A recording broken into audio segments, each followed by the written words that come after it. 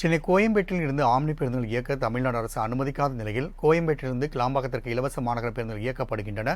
கூடுதல் தகவலை எமது செய்தியாளர் லாவண்யா நேரில் வழங்க கேட்கலாம். லாவண்யா, கள தகவலை பதிவிடலாம்.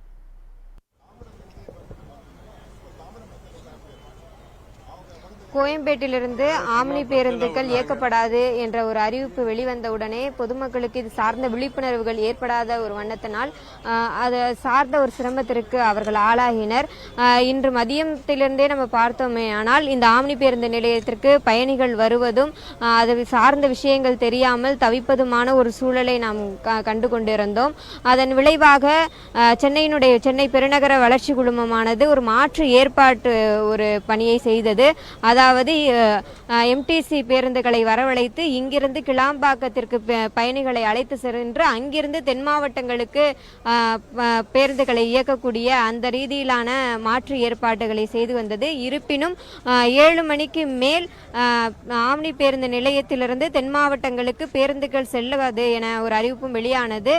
தடுப்புகள் வைத்து அடைக்கப்பட்டது. பேருந்துகள் உள் செல்வதற்கும் வெளிவருவதற்குமான ஒரு மிகப்பெரிய சிக்கல் எழுந்தது.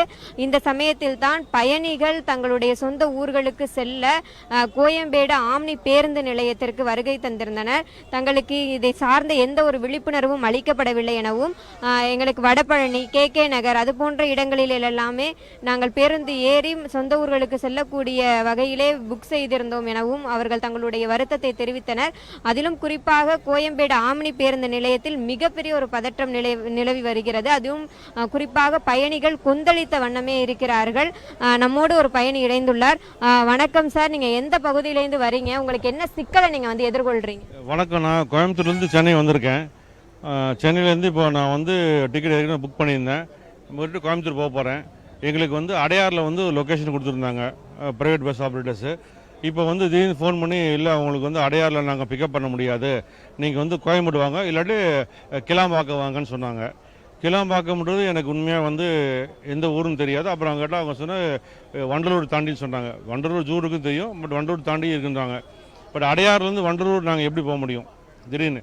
அதாவது ஒரு பயணி வந்திருக்காங்கன்னா நீங்கள் ஒரு 2 நாள் முன்னாடியோ ஒரு வாரத்துக்கு முன்னாடியோ எல்லாமே இப்போ எப்படி நீங்கள் அரசியல் மேடையில் பண்ணுறீங்க, நாங்கள் அந்த சேலத்தில் பண்ணுறோம், அந்த இது பண்ணுறோம் எல்லாம் பண்ணுறீங்க. அந்த மாதிரி மக்களுக்கு அரசியலுக்கு நீங்கள் எவ்வளோ முக்கியத்துவம் கொடுக்குறீங்களோ அந்த மாதிரி மக்கள் தான் முக்கியம். மக்களுக்கு தான் அரசியல், மக்களுக்கு தான் அரசியல். உண்மை தானே?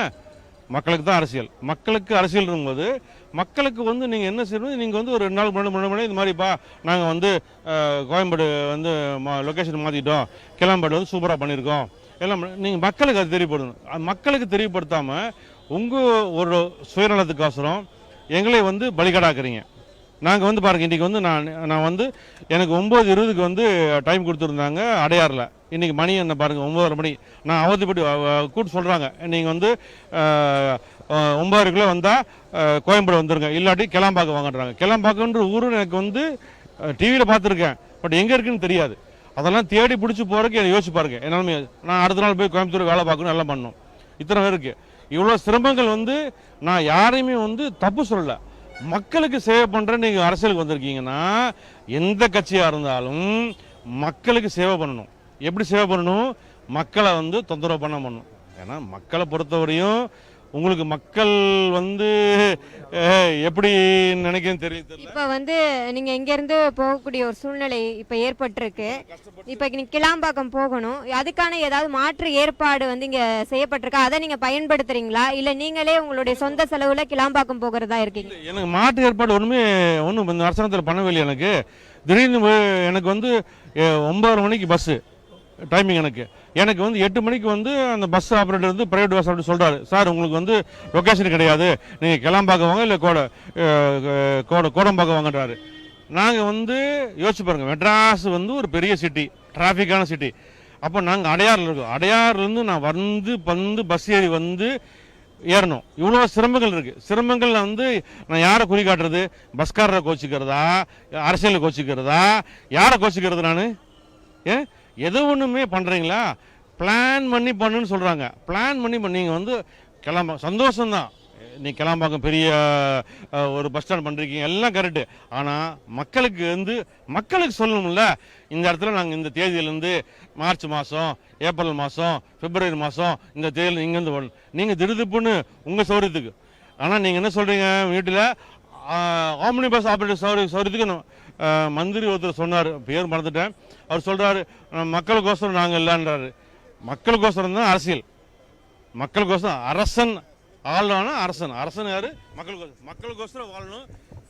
இதுதான் மேட்ரு. எங்களுக்கு இம்சைல் ஜாஸ்தி.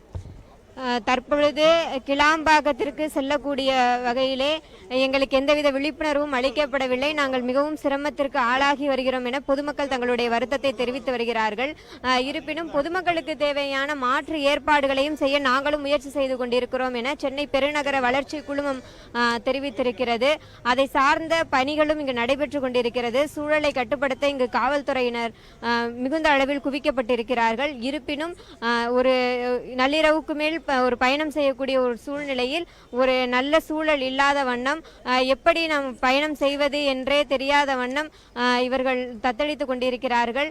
இந்த ஆம்னி பேருந்து பிரச்சனையானது பொதுமக்களுக்கு தான் மிகுந்த ஒரு அவதியையும் சிக்கலையும் சிரமத்தையும் ஏற்படுத்தி இருக்கிறது. லாவண்யா, கள தகவலை பதிவு செய்தமைக்கு நன்றி.